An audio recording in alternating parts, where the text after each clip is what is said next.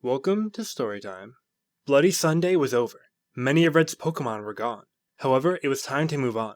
2 more badges and he would be able to face the Elite Four.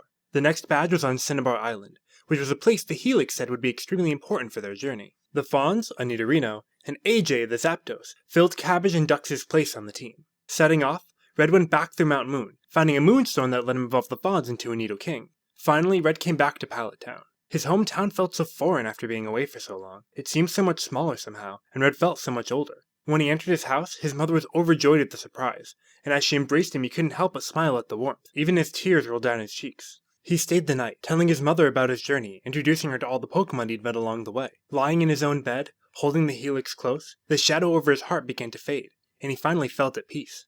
His mother saw him off the next day, as he set off on Air Jordan's back, taking the Pallet River all the way to the sea. He marveled at the open ocean before him, having never seen it before. There were many trainers along the way, swimming or fishing, but with AJ's electric attacks there was no challenge. Everyone's spirits were lifted as they traversed the sea. Even the normally reserved Abba seemed to be having fun. There was no replacing what they had lost, but they were seeing that life could still be beautiful and full of joy. Finally, Red saw Cinnabar Island coming up on the horizon. The Helix was silent, and Red almost felt as if it were nervous. The island was home to several buildings as well as a large volcano. The tropical scenery made Red feel like he was on vacation, and he couldn't wait to explore. There was a huge Pokemon lab on the island, and Red thought that Dr. Oak might like to hear about it. As he wandered around the inside, a man in a lab coat rushed over to him. He had seen the fossil Red was holding, and asked if he could see it. The Helix told Red it was alright, so he let the scientist examine it. His work was in restoring ancient Pokemon to life using cutting-edge technology, and he believed he could use the fossil to revive the Pokemon that created it. Red was in awe.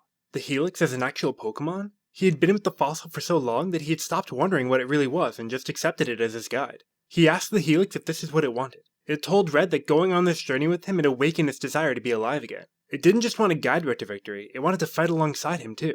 Red gave his consent to the scientist, who put the fossil in a massive machine and got to work. After a while, Red was called back in, and he beheld Lord Omanite for the first time. It was strange seeing it in this form, but its eyes were just as kind as Red had imagined they would be, and it seemed overjoyed to have a living form again. The Keeper decided its time protecting Red was done, and it volunteered to go into the PC to take care of the other boxed Pokemon, still reeling from the massacre. With Lord Omanite, Abba, and AJ on the team, Red felt invincible. He tried to go to the Cinnabar gym, but it was locked up. With no way to get inside, he decided to keep exploring, finding a large, burned-out mansion. The inside was covered in black ash and debris. It must have been years since the fire. As he was exploring, Red discovered that the mansion belonged to a Pokemon researcher, who discovered a rare Pokemon named Mew. That wasn't all he found. As it turned out, he wasn't alone in the mansion. 2 burglars were skulking through the remains, digging in the debris for anything of value they could find. Red watched one of them from afar, but the burglar saw him. Red easily won the Pokemon battle and assumed that the burglar would leave, since that was the way of things. The burglar had no honor, however, and tied Red up, sticking him in a corner while he waited for his partner. Red lay on the floor for hours as the man waited, wondering if he would ever get out, or if the partner would ever show up. Eventually, he managed to trick the burglar by pretending to black out, and when he came over to check, Red bit him until he agreed to untie him. Red stumbled around the mansion, continuing to explore, until he happened upon a key to the gym. Taking it upon himself to unlock the gym, he fought the Fire Pokemon Master, Blaine. Lord Omanite easily drowned all his Pokemon, and Red had his 7th badge.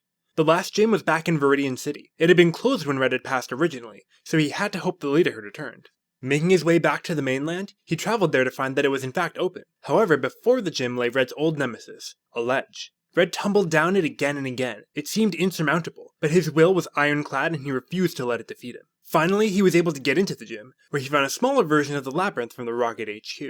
Red wasn't about to be deterred by this either, and navigated his way through with little trouble. He reached the back of the gym, where another old foe presented itself. Giovanni, Team Rocket's boss, was the Viridian gym leader. Red was shocked. Giovanni informed him that he was hiding out here, biding his time until he could resurrect Team Rocket. Now that Red had found him again, there was no choice but to fight. The battle against Giovanni was a true test of Red's skills and those of his Pokemon. Giovanni's Dugtrio seemed nearly unbeatable, taking out half of Red's team before AJ defeated it. His Rhydon was equally formidable, leaving the team in shambles. Apple was the only one left, and on the verge of blacking out, managed to dodge Rhydon's final attack and deliver one of its own, sealing Red's victory. Giovanni was in awe of Red's skill, awarding him the final badge. Having lost once again, Giovanni proclaimed that he could no longer operate Team Rocket, and that it was disbanding permanently. Red was ecstatic. He finally had his 8 badges, which meant he could go to the Indigo Plateau and face the Pokemon League.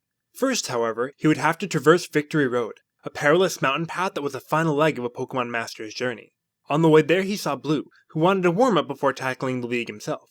Blue's Pokemon were more powerful than ever, but Red managed to win when the final matchup was Blue's Blastoise against AJ's Electric Fury. Blue claimed he was just taking it easy on Red and laughed it off. Red continued on to Victory Road. It was a tough climb, full of large boulders that the Fawns had to move, as well as many trainers who, like Red, had gotten all 8 badges and were training for the league. Along the way, Red's team continued to grow, and a light engulfed Lord Omanite that lit up the whole cave system. When it cleared, the Helix's final form was revealed, Lord Omastar.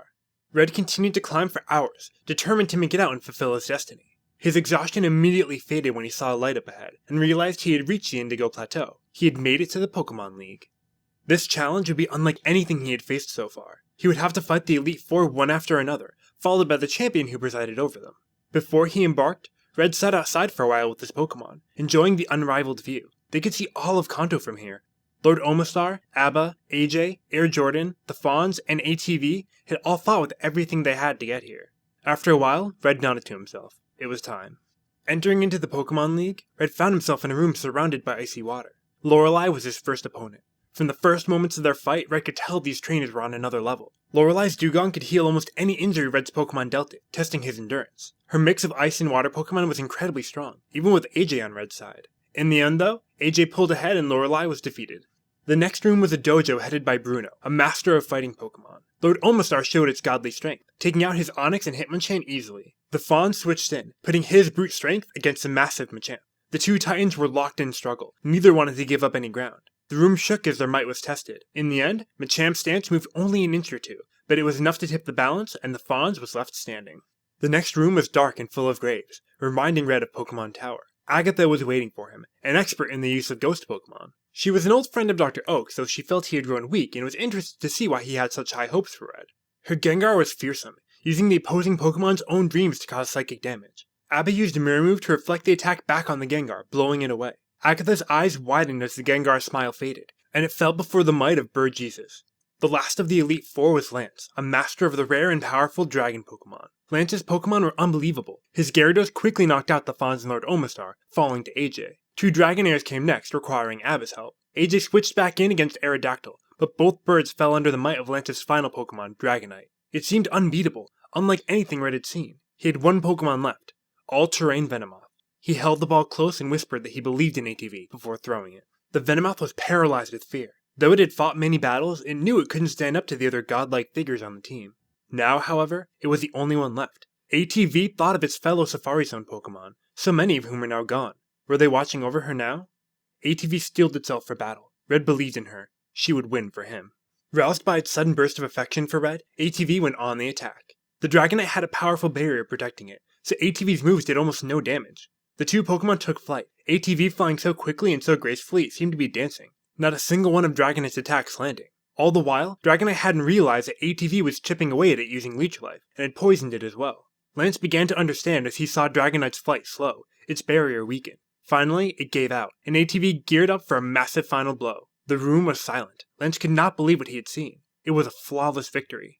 ATV had awakened as the Dragon Slayer. Lance congratulated Red, telling him he was a true master. He had only 1 match left, against the Pokemon League's current reigning champion, and as it happened, he had been crowned earlier that day. His name was Blue. Blue smiled as he saw Red enter. He had been waiting for him. After all, Red was his rival, so it was only fitting that the title of the Pokemon League champion be decided by the 2 of them. The battle began, and AJ easily dispatched Blue's Pidgeot with his thunder. Blue sent out the powerful psychic Alakazam, and Red unleashed the Dragon Slayer, countering with its bug typing. Air Jordan was next facing Rhydon, the ground Pokemon falling quickly to water attacks. Blue sent out an Arcanine, and Red responded with Lord Omastar, who used its power over the waves to conquer its enemy. Blue's Executor was a relentless attacker, but the Fawns bore the assault and toppled it. It came down, as Red and Blue had both known it would, to the leaders of their teams. Blastoise and Abba stood on opposite sides of the room, the tension palpable. This one matchup would decide which of the 2 boys from Pallet Town would be the true champion of Kanto. The boom of Blastoise's cannons was nearly deafening, and Abba had to move with blinding speed to avoid the onslaught. The battle raged on for what seemed like hours, neither Pokemon willing to give up. Red and Blue had both started the battle glaring at each other, but now they were both smiling widely. Neither boy had ever enjoyed themselves so much during a Pokemon battle, and as their rivalry came to a head, there was nowhere they would rather have been. In the end, Blastoise and Abba stood apart, both exhausted. Each Pokemon had strength for only 1 more attack, the one that would decide the match. The Pokemon clashed, and Blastoise fell. Red had won. Red was the champion. Blue slumped to the ground. He had thought that his Pokemon team was perfect, finely crafted to be able to defeat any type, any opponent. He was interrupted by Dr. Oak, who had come to the plateau upon hearing that his grandson had been crowned champion. He congratulated Red, telling him that the difference between his team and Blue's was that Red's was not built based on cold logic, on numbers, but on feeling, choosing the Pokemon that came his way and bonded with him. He took Red to the Hall of Fame, where Red's team was recorded for all of posterity. It had been a long journey, full of twists, turns, triumphs, and heartbreaks. Red had made so many friends, and lost more than a few, but his dream had been realized. Dr. Oak informed Red that he would now be the final trainer those climbing the Pokemon League would face, but Red couldn't see himself staying put for too long. Even though he had risen to the top of the Indigo League, there was still so much of the world to see, so many Pokemon to meet. Red decided to set off again, to keep training and exploring the world of Pokemon. With Lord Omastar's guidance, Red re-entered the Spiral of Fate, not knowing where it would take him, but knowing that he wouldn't face any of it alone. Thanks for watching Twitch Plays Pokemon Red. If you'd like to see more Storytime videos, you can go ahead and click on the subscribe link. You can also follow me on Facebook, or check out the Storytime Tumblr, where I post previews of upcoming episodes and answer questions.